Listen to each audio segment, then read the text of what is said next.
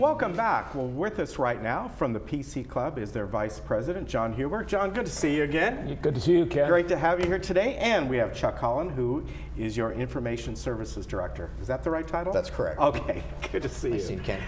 We're going to talk about a few things here. We're going to get into talking about Dwelling Live in just a second, but I do want to mention that Chuck is going to be the guest speaker at the PC Club's meeting, their monthly meeting, and that is tomorrow, which would be Tuesday, the 9th at 7 o'clock. Now, I didn't see where it's being held. Is it right here? Clubhouse 7. Okay, Clubhouse 7. And it's open to all And it's residents. open to everyone. Yeah. One of those subjects, of course, we're going to talk about different things as well, the internet upgrades, which we'll get into in just a moment.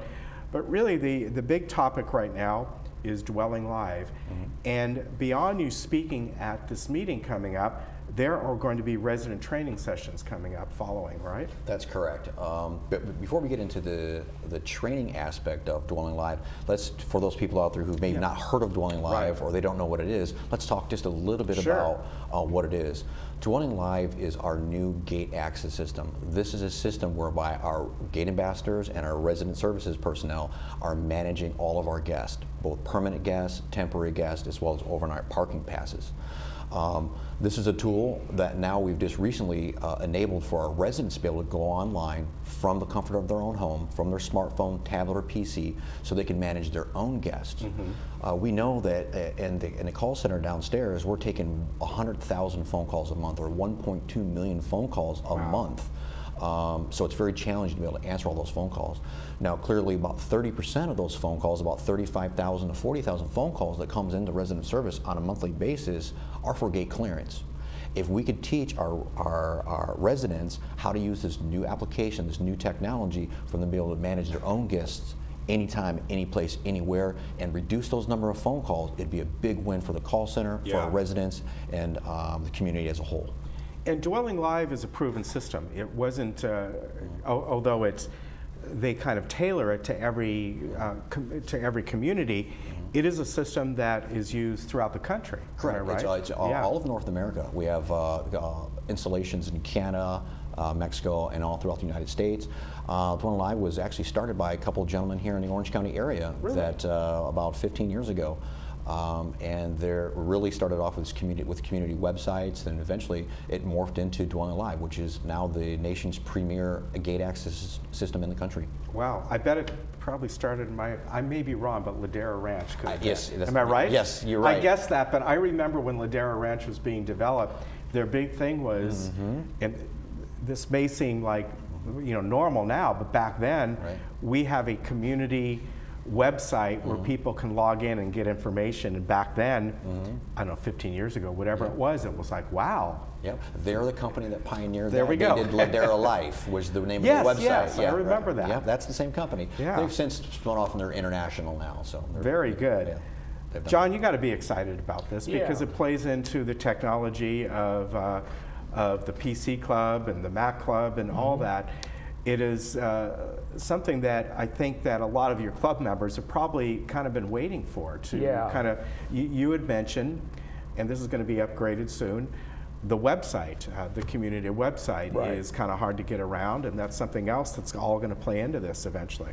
Yeah, we're really looking forward to the new website, especially because the easier access our customers and the people who live here have to get information, the less misinformation gets out.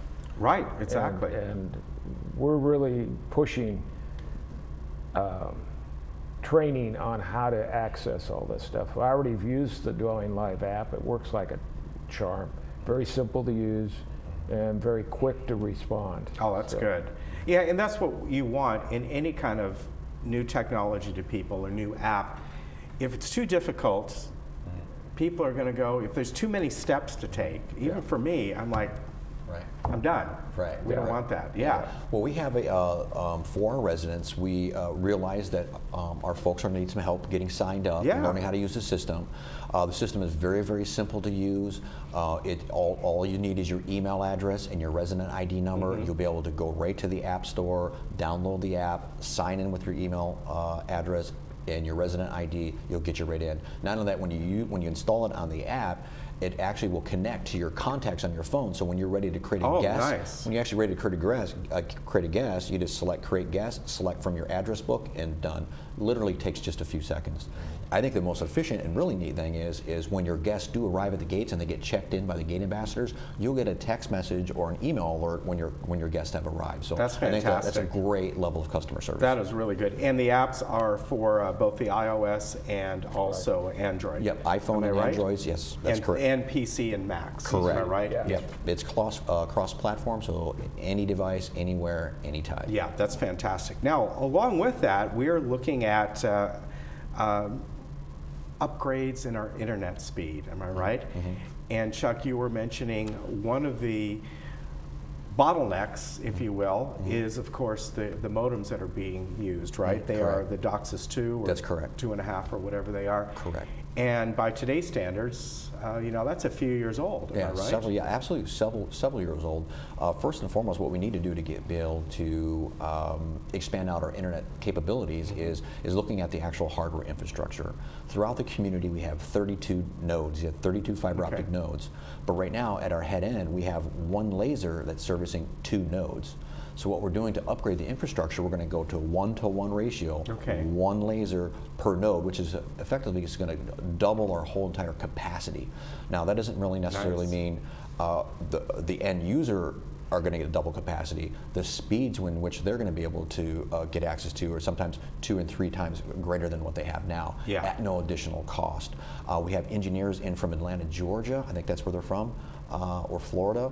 They're here all week working with West Coast Internet. They're going to be upgrading all of the particular hardware components.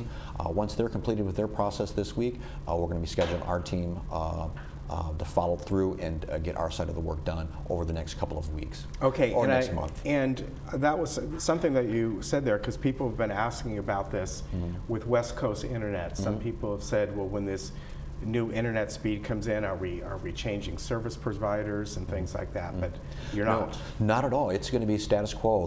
The residents are the only thing they're going to experience is a better service. Keep in mind, even though West Coast Internet is our internet service provider, all the hardware, infrastructure, cable plant, head end fiber is owned by GRF. So it's up to us to be able to reinvest in that technology, reinvest in that infrastructure to be able to bring world-class services to our residents. Right. And one of the things that has been brought here just recently, John, is the Wi-Fi system being upgraded in the buildings. And of course, especially for the people in the PC clubs and the Mac clubs and all, they can now log in to the GRF Wi-Fi. Am I right? That's right.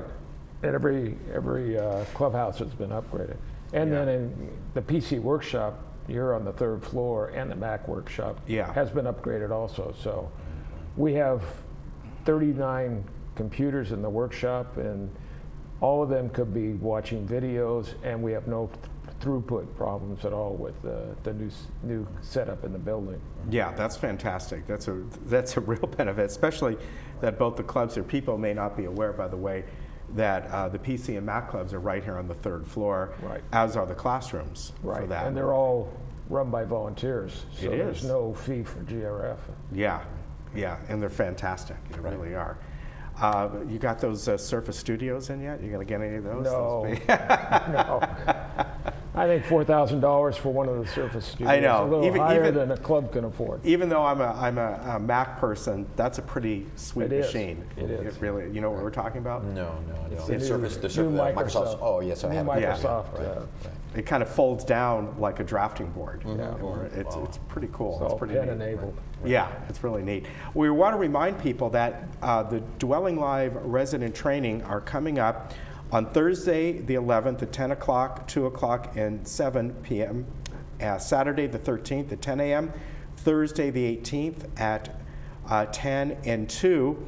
I should ask, on the slide here, where is this going to be happening? This is going to be happening at the 3rd floor of the community center in the PC Learning Center. PC Learning Center. Okay, which is just right down the hall from us. Right. Okay. And they should bring their cell phones or their tablets, but they will have computers available for them to use too. Okay, and of course, even though it's in the PC, people can bring their iPhones and things Absolutely. like that. Right. and This all is a that kind of workshop. stuff. We're going to, when Yeah. you leave, you'll be hooked up to Dwelling Live, ready to use the application. That's fantastic. That is just a great system, and I've used it myself, not here, but when we visited people near where we live, and it's just wonderful. Okay. You just go up as a guest to the gate. They got your name, all that stuff, and Right.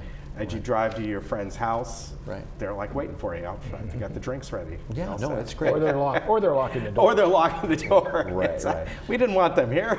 Yeah, there's definitely different types of guests you have. You have permanent guests, temporary guests, and also you can restrict guests with the system as well Yeah. to alert the gate ambassadors and security personnel that you don't want this person That's coming a to very visit good you. point. Yeah, Really so good. it's a very flexible tool. It's very easy to use. If we can reduce the number of phone calls we're getting to the call from 35,000 down to 25,000, that'd be a huge win for us. Exactly. So again, the PC Club's monthly meeting is going to be at Clubhouse 7. Clubhouse 7, And that- 7 o'clock.